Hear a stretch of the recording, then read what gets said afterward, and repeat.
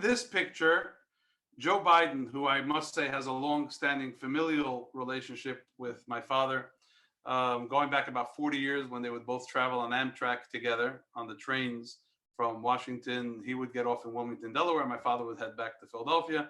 And they would have a chance to discuss many things about the Rebbe's philosophy and the Rebbe's teachings. And many years later, when we were in a visit at the White House, Vice President Biden actually quoted the Rebbe without notes based on certain things my father had told him.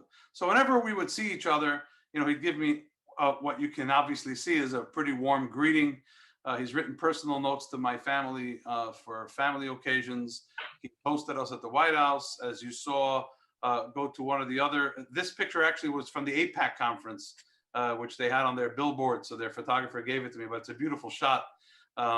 He's asking me to vote for him 20 years later. No, I'm just kidding. Go to the next photo. I don't know what else you have there. This is a very interesting photo because in the 70s or the late 70s, when my father was looking to establish the national menorah, or maybe the menorah in Philadelphia, he came to Senator Biden asking for help. And Senator Biden says, "Why do you need me, a Catholic guy from Delaware? Why don't you go ask the Jewish Federation leaders in Philly? They're all your friends." And my father said, "Because it's very complicated, but they're against it."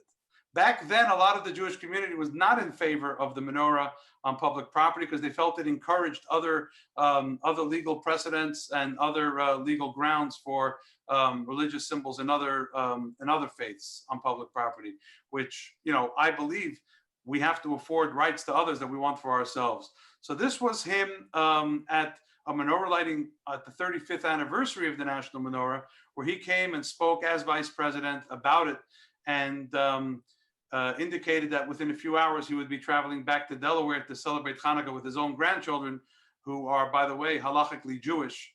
As you know, his son who passed away, Bo's wife, is Jewish, and their children are thus Jewish.